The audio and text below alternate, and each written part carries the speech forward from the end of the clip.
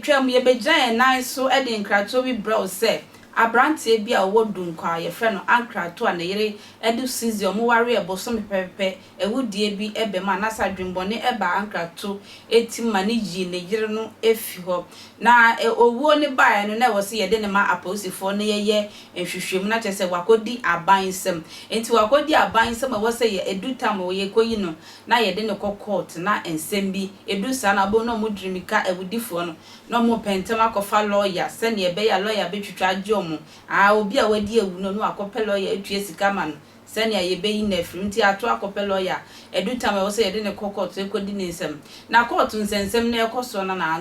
ankrato man sa so wasam kan ankrato kyerɛ mu se wudie na wadi ono ankasa wodwene ho kura wonti ase na wo susu se anaso ono ankasa hu ne ho se bia na dwen no na atochima na se bia na dwen no na bibia ba mu nti otumi di se wo nti osere court se anka yemfa no kwa yaresabia ne yenkwohwe na dwen mu se bi o problem bi anaso wa amane bi anaso wo how bi e wo na dwen mu enu nti odidi se wu na o de sa appeal no e ma court se yenye sa de na ma no na yehwe se ye fa no kwa yaresabia yenkwohwe se na dwen mu emu da ho ana we na judge se wo bi a wadi ewu na wa hu se wadwen mu ye yensa mfa no ko shem 2 weeks ne yemfa no ko ayasabia ne ko hwehwe na adwen se ne atoka no ye be hu ne sana Mr. Yenkonko tie brasisia why na yakuye nimu ni brato akum ne yere sister tata wia na wose anka wafo mpode wa hwe brato ani starter hwe ne fehwe na kono na we bra omo ware starter pa gira tim say yes we dear sad kama soko na ha brown so na da hoyi ohun na hunu hunwi aso ade pransa fufuom ani no anom starter so na tim say yes oba wo bibia different bass o ma oba yo oba bia wo bi ohun kente we bi na Mr. Chamade ware ye no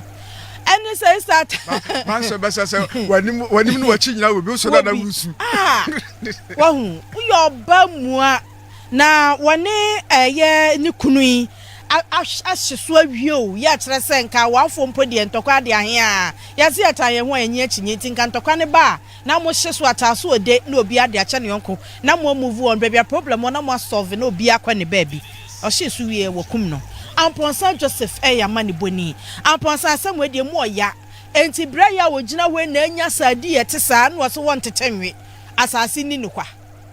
Yo, me dey say wa mejo so aba apade ntra Eastern Pesuya so na update ato kamera ekum so no we o hwe body na utimi for body na ti japa nka mampo bebre ani da body so but okokọ license no our magistrate court I Dunkwa no fe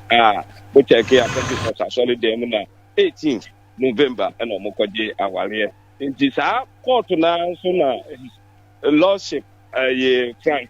asiedu ni mako o circuit court judge and then so watna asam no so ewo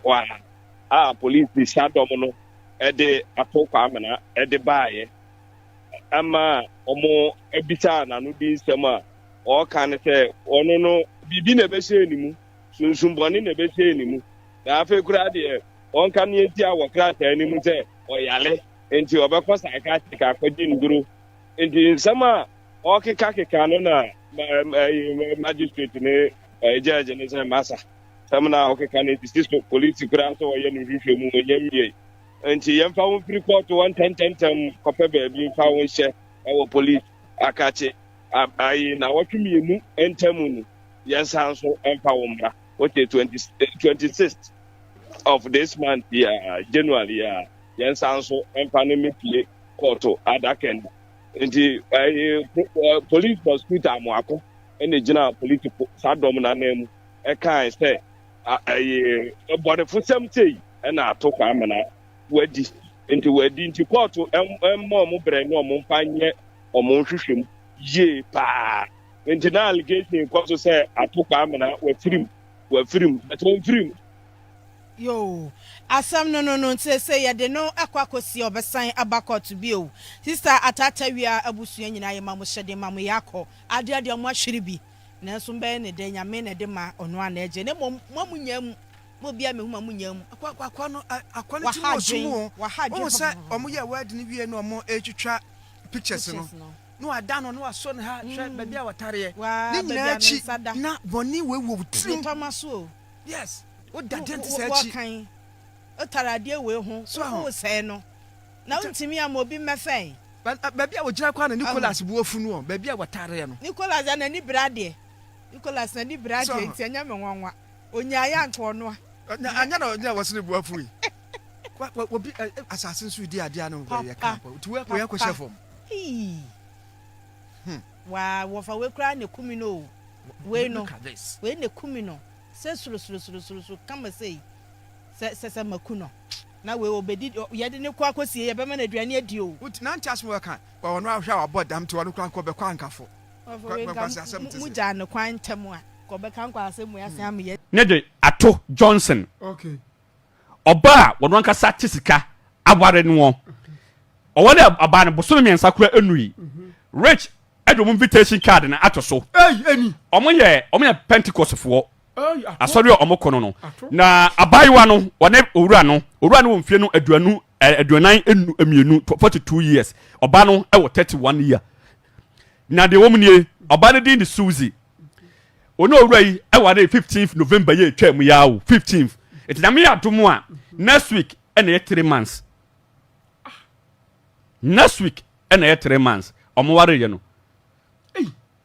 next week and 2 months impu 2 months 2 months buso me mienu pe na de ko ba nyina ne se omanfo ho ewo enfuom eda sore ya krachi ya ye friend Ato Johnson akunu de enkomo kakra ewo akire nyina ne se Ato Johnson ene Suzy eware tonight be se mfie enumni na Suzy eye hairdresser tie ne ye Suzy eye hairdresser na wone abaya ya ne kwa sore eye bibia